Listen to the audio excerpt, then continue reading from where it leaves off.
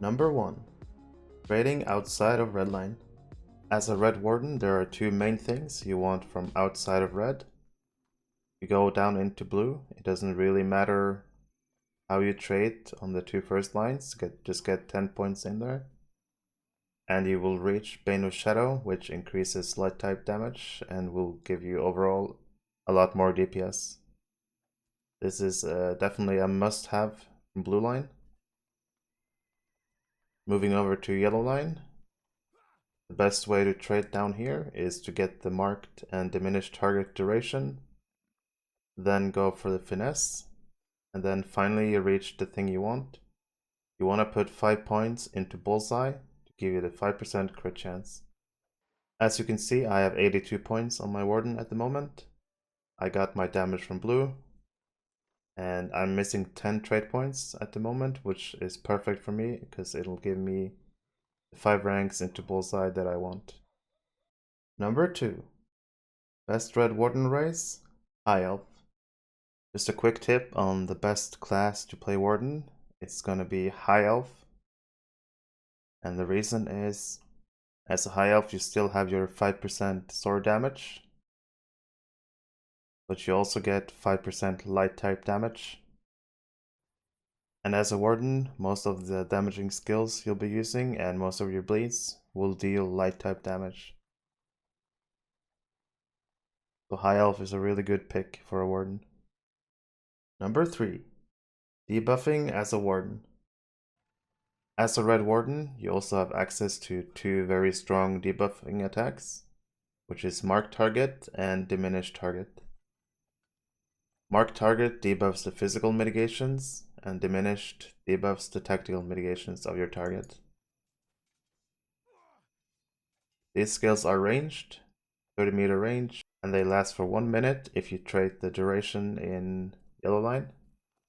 And also Marked Target has a chance to get a double cast, which will reduce the mitigations by 10% if you put that legacy on your main hand ally. Since these debuffs are ranged, a good idea might be to apply them right at the start when you start a fight. If you're not close enough to hit the target with your Gambits, you can just throw your debuffs and then get into your Gambit lines. Another thing that's important to remember, if you're in an AoE fight, for example boss 2 in Anvil with all the dwarves, while you're using your AoE Gambits, it's also important that you tab through the targets, get every single dwarf debuffed, then just keep doing your AoEs. Once your debuffs are off cooldown again, you would tab to the next target, just to make sure you maximize your debuff potential. Number 4. The importance of Masteries. One of the most important things in order to become a good warden is to learn how to use your Masteries. Your Masteries are these skills that you see right here. These skills have a 15-second cooldown and are pretty much shortcuts for building your Gambits really fast. For example, your Spear Gambit can be used instead of pressing 1, 1. You can instead use a Spear Mastery, and it's instant. These masteries are especially important when you're building your long Gambits, like Desolation has 5, and Unerring Strike has 5. Just show you an example. If I try to build Unerring Strike normally, it'll take this long. 1, 2, 3, 1, 2. Then I can use it. Compared to me using my masteries, 1, 2, 3, use. It's an incredible difference.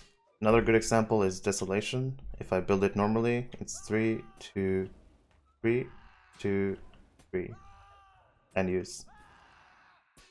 Compared to using my masteries, 1, 2, 3, use. As you can see, it makes a huge difference using your masteries, and to me at least, this was one of the most difficult things about Warden, learning how to use your masteries, but I'm getting better at it, but still, it takes a lot of practice to get used to. There are so many combinations and so many masteries to remember.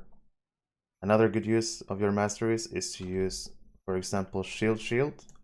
It's not really used to building any gambits, but it's very effective to use this to end a gambit instead of hitting your shield builder skill. For example, for Unerring Strike, you can use Spear Shield, his Spear, and then end with Shield. This will give you Spear and Shield in the first two, then it'll give you Fist Spear, and since you're finishing with Shield, it'll just fill out the last slot, and the last shield will just be gone. This is actually faster than using the first two masteries and then using your shield builder skill. Let's take a look. If I would use my shield bash at the end, it would go like this. I would have to wait like half a second after using shield bash. But if instead I use shield at the end, let's take a look. It's super fast, instant, no delay.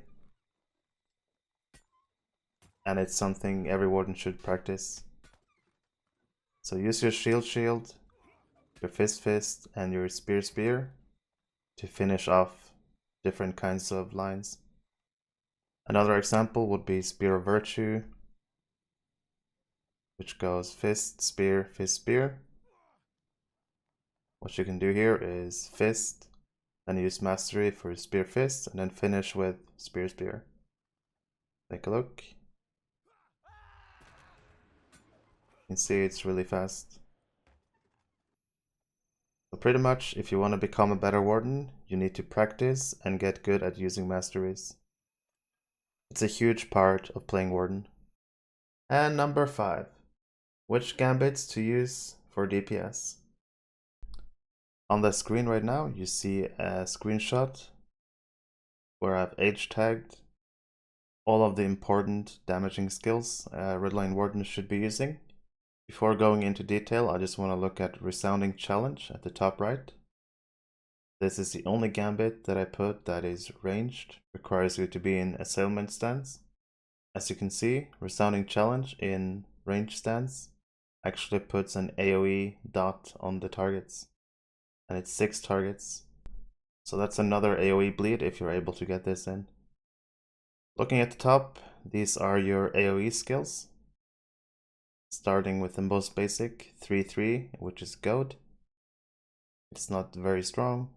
And also after using Goad, you gain the potency effect, which means you can store a skill in battle memory.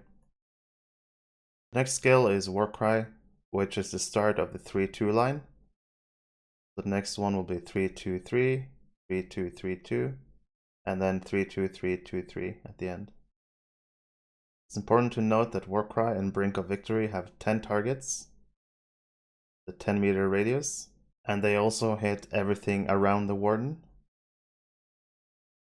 while Surety of Death and Desolation are only 6 targets, and they're also frontal when you apply these dots and attacks. And as you can see, logically, the more gambit builders you have in your gambits, the stronger the attack. This is why masteries are so important, to build these long chains really fast. But you can see that all of these skills act the same. They do initial damage, and they put a dot on every target that you hit. So if you're fighting multiple enemies, you should always prioritize these attacks. Now at the bottom, I put your single target gambits that you should be using. A quick look at the middle, the only one from the 2-3 line is Impressive Flourish. It's not that strong and should only be used if you're able to get all of your other gambits in. Looking at the bottom left, you have your 3-1 line, and naturally the next one will be 3-1-3 and then 3-1-3-1.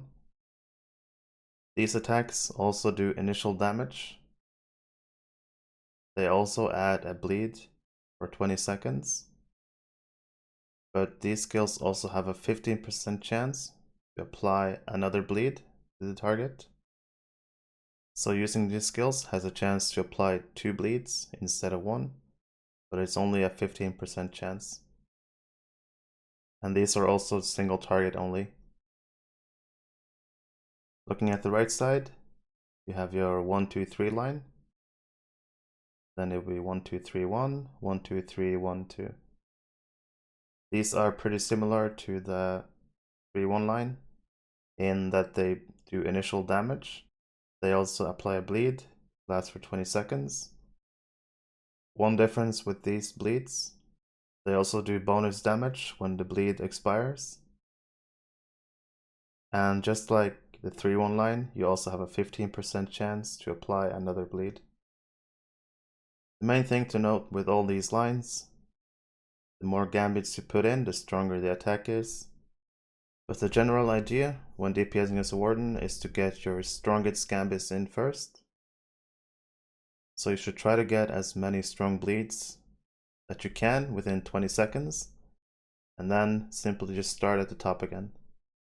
This is why old set bonuses with more dot pulses for Warden is so strong, and this is also why Wardens really need to have this option in their trait tree, because there is no chance you can get all of these off with 20 seconds. So if you don't have any set bonuses, just practice, see how many bleeds you can get in within 20 seconds, and then just focus on using those skills over and over. On the screen right now you see a chart that I made real quick, just to show you the strength of the different gambits, different skills. And what you see here is how much damage each gambit does over 20 seconds. At the top you can see how many gambits are required to perform the skill. And on the first line I have all the AoE skills, what they're called, how many gambits are required, how much damage. It's important to remember that these numbers, this Desolation 192k, is what you would do to one target, a single target. So since Desolation is 6 targets, this would be multiplied by 6 if you have 6 targets. Same with Surety. Brink and Warcry would be multiplied by 10 if you had 10 targets. And Gold is 5 targets, and so on. That's important to remember. So if you have 6 targets or more, using these skills will be by far way stronger than any of these skills down here. I also added the ranged AoE attack, Resounding Challenge. As you can see, it's pretty strong. So if you're dealing AoE with 6 targets and more, if you're able to get this into your rotation, it's pretty strong. All the way at the bottom I have Impressive Flourish, just to add it. It's a single target damage, not very strong. I added the 3-1 single target line, Precise Blow, Piercing Strike, Spear of Virtue. The first line shows the damage it does over 20 seconds to a target. And then under there, you have the 15% chance for the extra bleed. So as you can see, these skills are a lot stronger if you get that extra bleed tick. Especially Spear of Virtue almost doubles in strength. But even stronger for single target is the 1, 2, 3 line. Same thing here, how much damage you do over 20 seconds. And if you proc the 15% chance, you do way more damage. A good thing to notice here is that Spear of Virtue is stronger than Mighty Blow. So if you're applying all of these bleeds, you would probably go Desolation, Unerring Strike, Spear of Virtue, Surety, then Mighty Blow. It's all about finding what works for you, how you're able to apply all of these in the fastest way possible while using your Masteries. It's all down to practice and finding a good rotation for yourself. But looking at this chart, you get a general idea how strong these gambits are. Just remember that Resounding, Surety, and Desolation have 6 targets. Brink and Warcry have 10 targets. Gold has 5 targets. So these AoE skills will grow in strength depending on how many targets you're fighting. But if you're only fighting one target, Then Warcry and Goat are pretty much useless. That's the end of the video. I'm still a pretty fresh Warden. I just geared my Warden a few weeks ago and I haven't had a lot of practice. But hopefully these tips will help. I want to thank Perks for helping me out in my humble beginnings as a noob Warden. And if you enjoyed the video, leave a like, subscribe, join my Discord, and I will see you in the next one.